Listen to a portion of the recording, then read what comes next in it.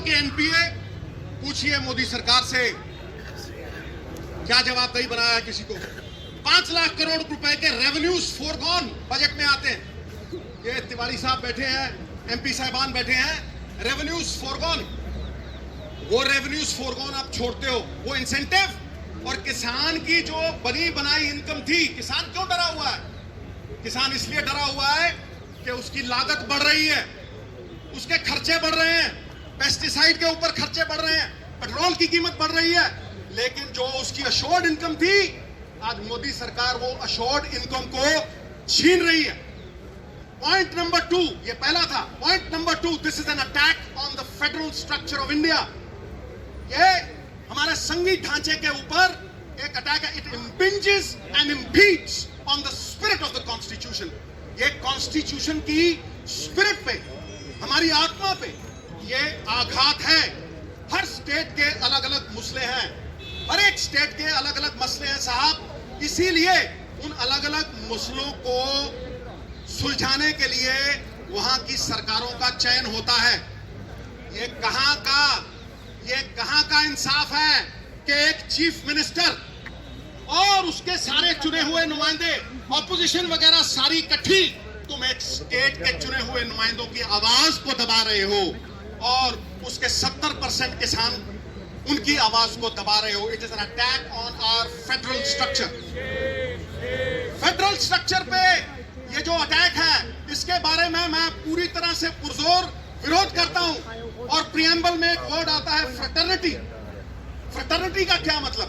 Fraternity का मतलब है कि हम आपसी भाईचारे में बंधे हुए हैं, हम पारिवारिक सांझ में बंधे हुए हैं। और वो यूनिटी इन डाइवर्सिटी, हमारी भाषाएं अलग हैं, हमारी भाषाएं अलग हैं, हमारा कल्चर अलग है, लेकिन फिर भी हम एक हैं।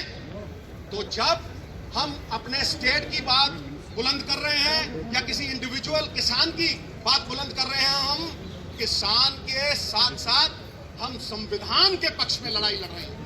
हम आज संविधान के पक्ष में खड़े हैं, अपने फेडरल स्ट्रक्चर के पक्ष में खड़े हैं। एकता तो जेल की भी होती है, लेकिन साहब ये जेल की एकता नहीं है, ये आपसी भाईचारे की हिंदुस्तान की एकता है। ये यूनिटी इन डाइवर्सिटी है और वो संजीदगी से लेने वाली बात है। जो लोग, और मैं प्राइम मिनिस्टर साहब को कह रहा हूं, जो लोग वन नेशन वन मार्केट की बात करते हैं, वो पंजाब के चुने हुए नुमाइंदों की और एक चीफ मिनिस्टर की आवाज को दबा रहे हैं और कुचल रहे हैं। ये हम कभी बर्दाश्त नहीं करेंगे।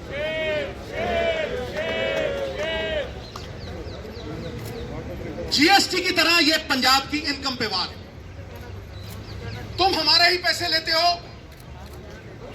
जीएसटी में तुमने फाइनेंशियल कंट्रोल ले लिया और सारे पैसे स्टेट के बिहाफ पे तुमने वो इकट्ठे किए और तुम हमें ही वो पैसे देने। ये कहां का इंसाफ है भाई? चोरी और सीना चोरी। क्या ये सरकारें ये करेंगी? हमारा पैसे लेके तुम ये कहते हो कि हमसे लोन पे वापस ले लो। ये कार है ऐसी सरकार की? काहे का फेडरल ढांचा? फिर काहे की आपसी भाईचारक सांझ? और तुम इकोनॉमिक ब्लॉकेड लगाते हो। I am using the word economic blockade. तुम हमारी रेलें रोकते हो, हाँ?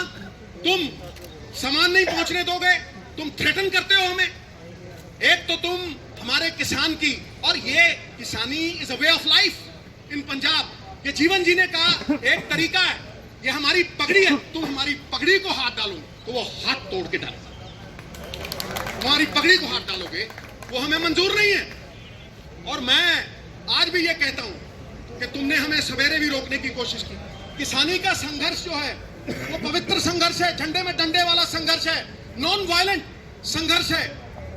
तुम उस संघर्ष को बाहरी ताकतों के साथ जोड़ोगे तो तुम किसान का निरादर कर रहोगे, उसका अपमान करोगे, वो हम सहन नहीं करेंगे।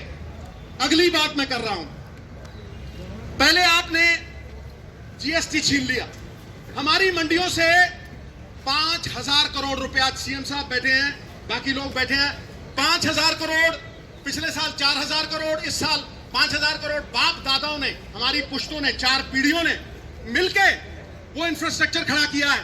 मैं पूछता हूं नरेंद्र मोदी जी से कि मोदी साहब, जहां आपने ये मंडियां नहीं है, जहां आपने ये पहले लागू किया, मुझे ये बताएं कि वहां का किसान, उसकी क्या हालत है? वो लेबर कर रहा है, वो लेबर कर रहा है। देखिए आप, मैं स्टेटों का नाम नहीं लेना चाहता क्योंकि वो भी सब में हमारी पगड़ी है, हम जानते हैं, लेकिन तुम हमारे किसानों को लेबर करवाओगे, इस पगड़ी को हम पैरों में नहीं लड़ने देंगे। और यह संघर्ष हमारा कहना बनेगा, मन्नू साडी दातरी असी मन्नू दे सोए, जो जो मन्नू वटदा असी धून सवले होए, असी धून सवले। चूने की छत के ऊपर जितने थप्पड़ मारोगे वो उतनी ही सख्त, उतनी ही तगड़ी होती जाएगी। ईंट को आग में डालोगे, सोने को आग में डालोगे, वो पक जाएगा और भी चमकेगा। मैं अगला पॉइंट जो है वो ये कह रहा हूं कि पहले आपने जीएसटी छीना, फिर आप हमारी मंडियों पे आ गए। 28,000 आड़तिया रजिस्टर्ड, 5 लाख मजदूर जो मंडियों में काम करता है, हमारे बाप दादाओं का बना हुआ इंफ्रास्ट्रक्चर, तुम उसे बर्बाद करने के ऊपर तुले हो। और जहां तुमने ये फ्री मार्केट लगाई है वहां किसान लेबर कर रहा है। उसके बाद मैं अगली बात करता हूं, क्या यह अकेले पंजाब की बात है? क्या ये अकेले सिर्फ चीफ मिनिस्टर की बात है या इन एमएलओ की बात है? नहीं, ये हर हिंदुस्तानी की बात है, क्योंकि फूड इन्फ्लेशन आएगी, भुखमरी आएगी। मैं कह रहा हूं आज, कैसे कह रहा हूं? क्योंकि आपने इस कानून में अंबानी और अडानी साहब जैसे लोगों को होर्डिंग को लेजिटिमाइज कर दिया। आपने उसमें लिख के दिया कि आप ये अनाज अपने गोदामों में रखिए, 50 गुना और 100 गुना बेचिए, 50 गुना और 100 गुना बेचिए।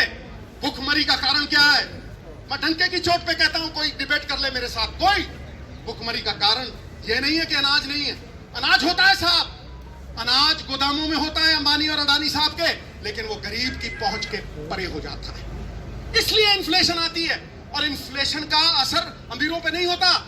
हम तो कहते हैं भर दे भैया, अपना टैक्स भर दे, कोई चक्कर नहीं, लेकिन जो गरीब 500 रुपए कमाता है, वो 500 रुपए की वैल्यू 200 रह जाती है। जो वो 500 में खरीदता था वो 2000 में खरीद नहीं पाता।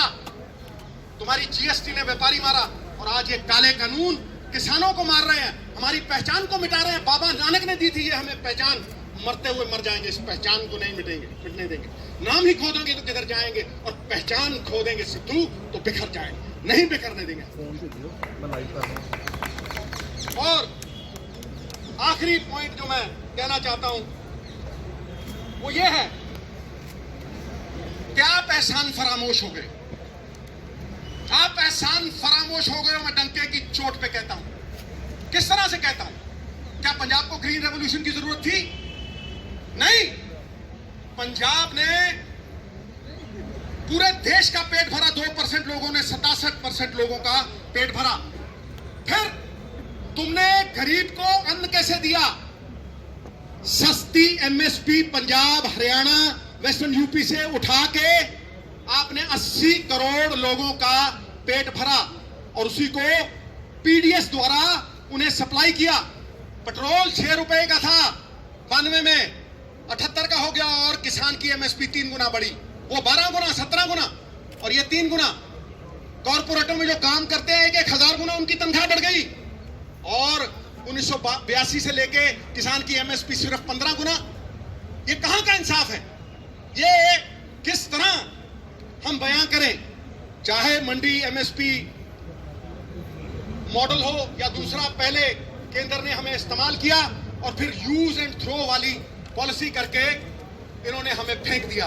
ये 3 पॉइंट मेरे इस केंद्र की सरकार को कहीं भी किसी को भी भेज दें और बहस कर लें, खुलेआम जहां बुलाएंगे मैं आऊंगा। यदि हार गया, राजनीति सदा के लिए छोड़ दूंगा, सदा के लिए।